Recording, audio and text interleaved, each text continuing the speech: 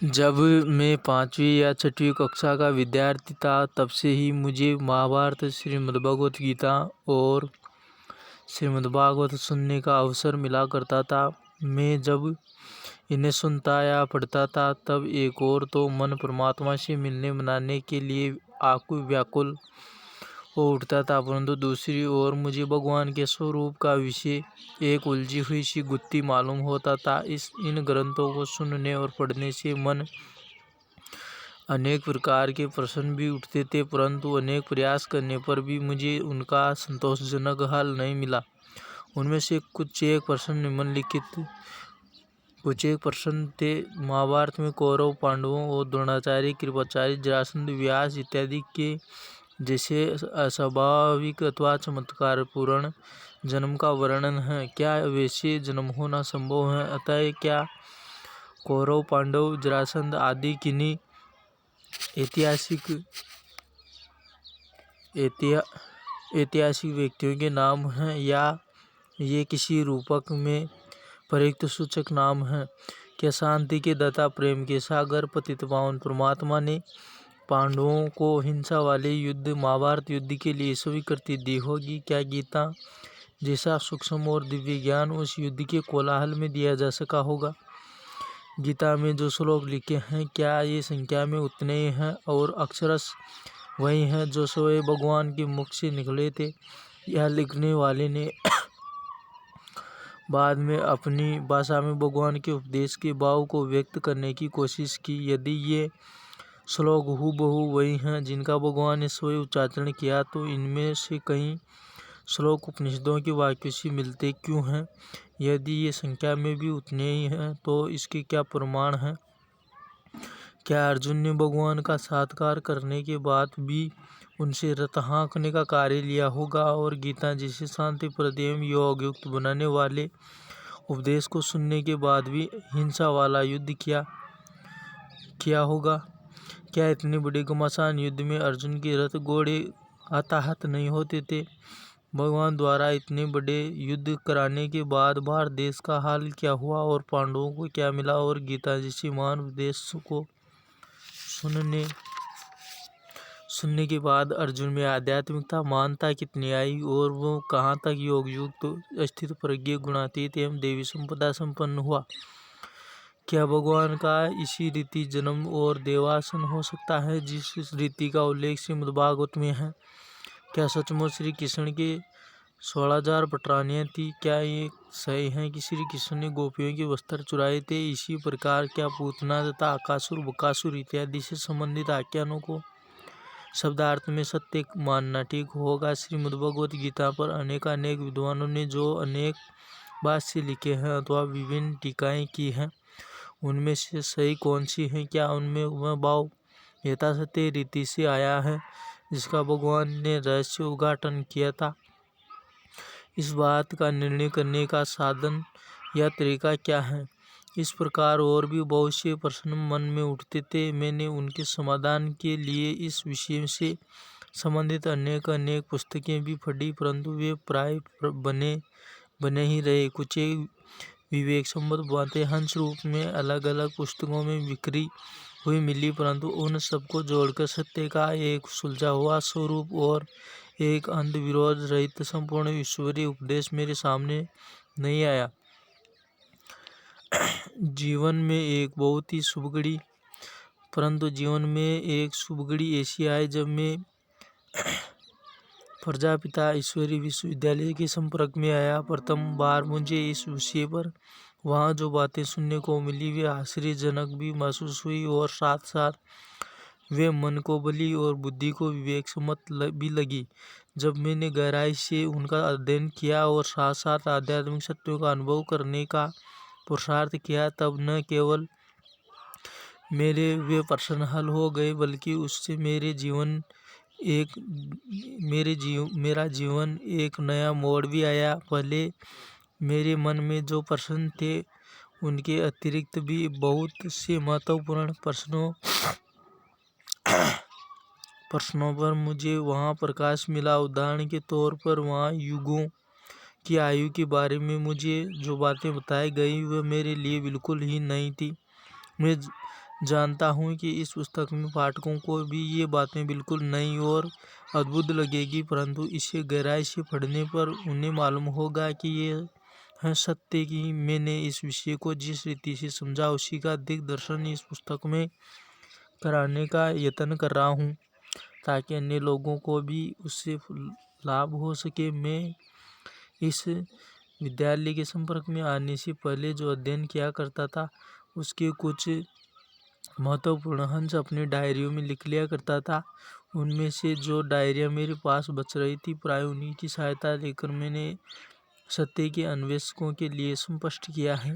विषय का स्पष्टीकरण करने की सुविधा के लिए मैंने सारी चर्चा को 4 मुख्य भागों में बांट दिया है और हर भाग के अंत में शिवलोकन शीर्षक के अंतर्गत उसका सार दिया है। पुस्तक के अंतिम भाग में मैंने गीता का सत्य सार दिया है और उसके पहले उससे संबंधित एक अनुभूमिका भी जोड़ दी है। मुझे इस विषय में तनिक भी संदेह नहीं है कि मैं इस विषय का विद्वान नहीं हूँ, परंतु मेरा ये दृढ़ निश्चय है कि करुणा के सागर परमात्मा ने अर्थात गीता के भगवान ने अपार कृपा करके ईश्वरीय विश्वविद्यालय के द्वारा मुझे ये महत्वपूर्ण विषय पर मार्गदर्शन दिया है और सत्य का बोध कराया है। अतः इस पुस्तक में जो भी महत्वपूर्ण ज्ञान रत्न ग्रंथित किए गए हैं वे उन्हीं की देन है। ईश्वरीय विश्वविद्यालय में मुझे सार रूप में ही ये अनमोल बातें सुनने को मिली थी। फिर मैंने जैसे स्वयं इनको समझा वैसे बहुजन हिताय उनका विस्तार किया हो सकता है कि कहीं कहीं मैं किसी बात को ठीक वैसे ही स्पष्ट न कर पाया हूँ जैसे कि वे मुझे बताई गई थी। इसके लिए मैं क्षमा प्रार्थी हूँ। कार्य की बहुतायत और समय के अभाव के कारण मैं पुस्तक की हस्तलिपि को दोबारा पढ़कर संशोधित नहीं कर सका और उनके पूर्व पढ़ने में भी कई जगह भूल चूक हुई है। ऐसी भूलों पर मेरा ध्यान गया है। अगला संस्करण छपाते समय उन पर विशेष ध्यान दिया जाएगा। आशा है कि इस पुस्तक के द्वारा बहुत लोगों को योगयुक्त होने तथा जीवन को निर्विकार बनाने की प्रेरणा मिलेगी। इसी मुख्य उद्देश्य को लेकर ही ग्रंथ की रचना की है।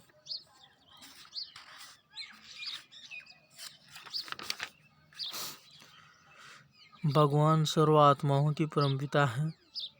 श्री कृष्ण सर्वदेवों में मान है। गीता सर्व शिरोमणि है। भारत सब देशों का मुक्तमणि है।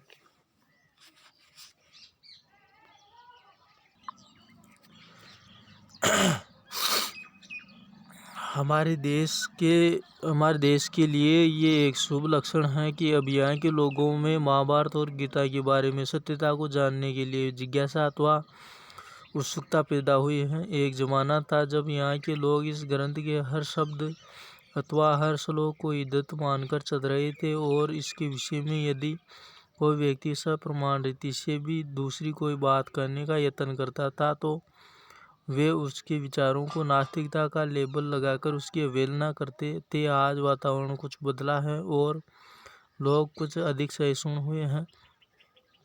महत्वपूर्ण और उपयोगी चर्चा। वास्तव में महाभारत एवं गीता के स्वरूप और समय का सत्यबोध सभी के लिए आवश्यक है। इसके कई कारण हैं।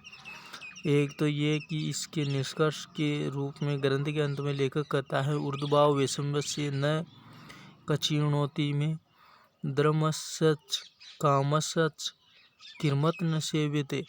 अर्थात हे लोगों में अपनी भुजा को ऊपर उठाकर ऊंचे स्वर से कहता हूँ, अर्थात मनोरथों की सिद्धि अथवा जीवन की इलौलिक सफलता विद्रमी के पालन से होती है, तब द्रमी का पालन क्यों न किया जाए। परंतु मेरी बात कोई सुने भी तो। इस प्रकार जो लोग धर्म को जीवन की सफलता के लिए आवश्यक या उपयोगी नहीं मानते उनके लिए ग्रंथकार का ये जो लोग धर्म के महत्व को मानते हैं उनके लिए ये एक चेतावनी है अथवा पुनस्मरण कराने वाला एक उद्घोष है।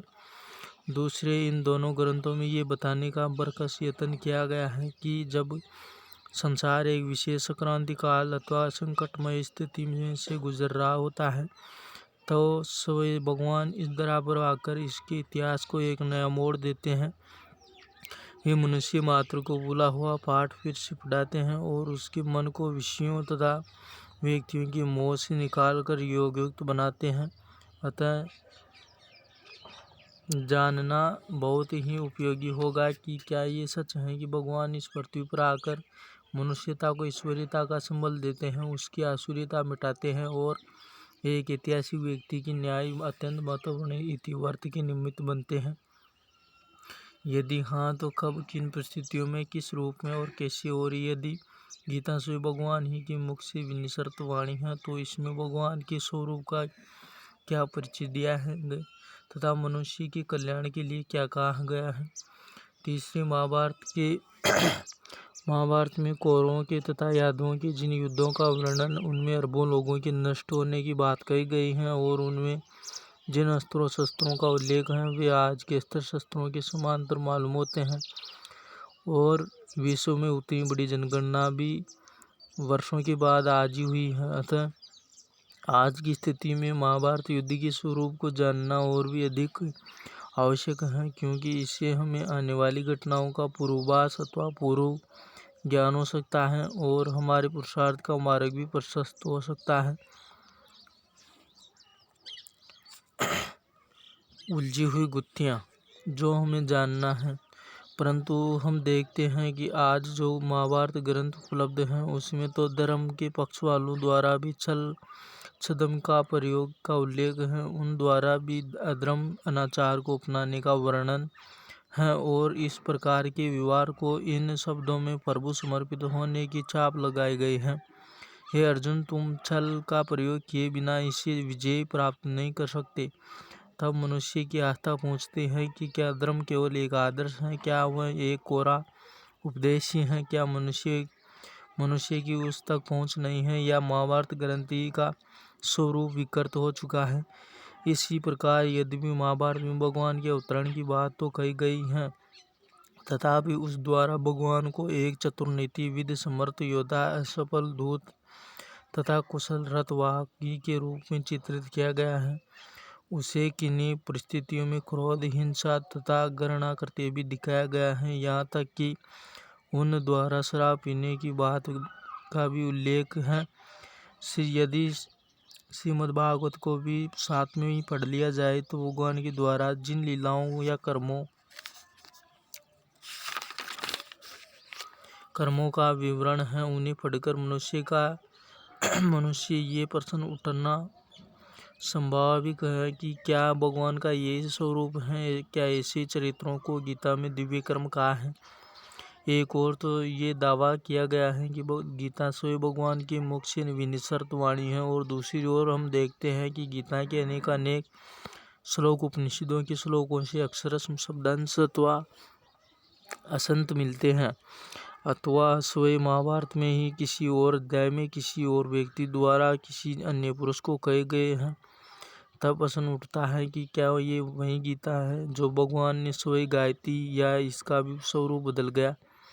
फिर हम देखते हैं कि गीता में अर्जुन ने भगवान को एक नहीं अनेक नामों से संबोधित किया है और ये सभी नाम गुणवाचक अथवा कर्तव्यवाचक ही हैं, किंतु हम व्यवहार में तो सदा यही देखते हैं कि जब एक व्यक्ति किसी दूसरे से संवाद करता है तो वह हर बार किसी दूसरे नाम से संबोधित नहीं करता। गीता में हम ऐसा नहीं पाते। उसमें भगवान को जनार्दन, हरिकेश, अच्युत, केशव इत्यादि नामों से संबोधित किया गया है। और आश्चर्य की बात तो ये है कि टीकाकार एवं व्याख्याकार इन सभी नामों के तो अर्थ की व्याख्या करते हैं, किंतु वे कृष्ण शब्द को संज्ञावाचक मानने के कारण उसकी व्याख्या नहीं करते और वे केशव शब्द की व्याख्या करते हुए कहते हैं लंबे केशों वाला होने के कारण भगवान को केशव कहा गया है।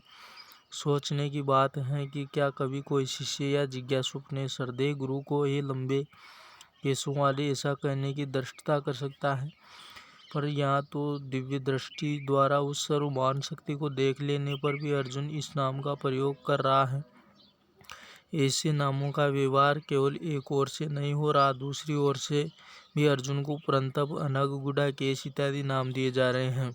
जो हिंसा वाले युद्ध के समय किसी शस्त्र योद्धा को नहीं बल्कि मानसिक विकारों से युद्ध करने वाले महावीर के प्रति उचारने योग्य। अतः ये प्रश्न उठना भी स्वाभाविक है कि अच्युत, केशव इत्यादि नामों से संबोधित किए जाने वाले भगवान का वास्तविक नाम परिचय क्या है और क्या परंतप, अनग इत्यादि नामों से संबोधित होने वाले अर्जुन ने हिंसा युक्त युद्ध किया होगा। आप देखेंगे कि गीता में एक और तो कहा गया है कि तस्मात् योगी भाव अर्जुन, और दूसरी ओर कहा गया है तस्मात् कुंतेय युद्धाय कर्तनिश्चय, अर्थात हे अर्जुन उठ और युद्ध कर। और तीसरी ओर इन दोनों बातों को मिलाते हुए कहा गया है माम अनुसरम युद्ध च, अर्थात हे अर्जुन मुझे याद भी कर और युद्ध भी कर। तब प्रश्न उठता है कि ये किस प्रकार के युद्ध की चर्चा हो रही है। योग और युद्ध, इन दोनों का मेल कैसे हो। योग द्वारा तो मनुष्य को आनंद की अनुभूति होती है, तब प्रश्न उनकी समृद्धि तब प्रभु की समृद्धि में मगन व्यक्ति मारकाट भला कैसे करेगा। लड़ाई तो मनुष्य के मन में पैदा होती है और योग चित्त की वृत्तियों के निरोध का नाम है। अतः योग द्वारा तो हिंसावर्ती मिटकर शांत रस पैदा होगा। और तब लड़ाई कैसे होगी, तो ये जानना जरूरी है कि अर्जुन ने किससे और कैसा युद्ध किया।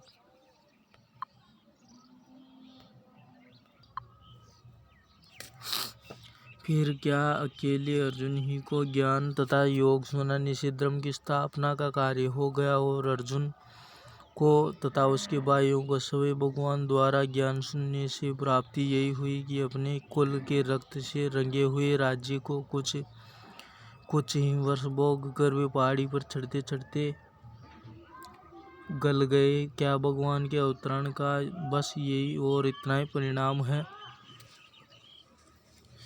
तो आप देखेंगे कि अनेकानेक जटिल प्रश्न हैं जिनका समाधान अत्यंत जरूरी है, परंतु आज जो महाभारत ग्रंथ है वह तो स्वयं बहुत मात्रा में प्रशिक्षित हैं। इस विषय में आर्य समाज के प्रवर्तक दयानंद जी लिखते हैं कि बात राजा भोज के बनाए संजीवनी इतिहास में लिखी है, जो कि ग्वालियर के राज्य में भिंड नामक नगर के तिवाड़ी ब्राह्मणों के घर में है। ग्वालियर राज्य में भिंड नामक नगर के तिवाड़ी ब्राह्मणों के घर में है। उसमें स्पष्ट लिखा है कि व्यास जी ने 4 सहस्त्र 400 और उनके शिष्यों ने 5 सहस्त्र 100 श्लोक युक्त अर्थात सब 10 सहस्त्र श्लोकों का प्रमाण भारत बनाया। वह महाराजा विक्रमादित्य के समय में 20 सहस्त्र, महाराजा भोज कहते हैं कि मेरे पिताजी के समय 25 और अब मेरी आधी उम्र में 30 सहस्त्र श्लोक युक्त महाभारत का पुस्तक मिलता है। जो ऐसा ही बढ़ता चला तो महाभारत का पुस्तक एक ऊंट का बोझ हो जाएगा। पाठकों को मालूम होना चाहिए कि आज महाभारत लगभग 1 लाख श्लोकों का है। अतः उस द्वारा तो इन प्रश्नों का समाधान संभव नहीं। फिर स्वयं गीता के अर्थ और उसके कर्ता के बारे में भी मतभेद हैं। उदाहरण के तौर पर प्रसिद्ध भाष्यकार श्रीधर स्वामी और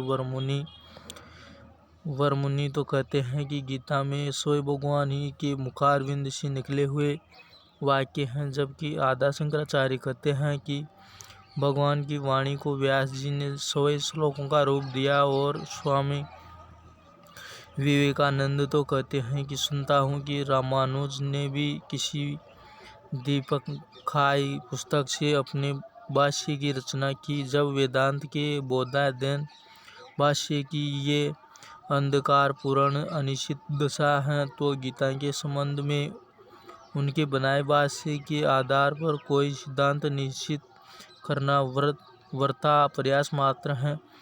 ऐसी स्थिति में सत्यता को कैसे जाना जाए। सत्य स्वरूप तो एक परमपिता परमात्मा ही है, वही इन ग्रंथियों को पढ़ा सकते हैं।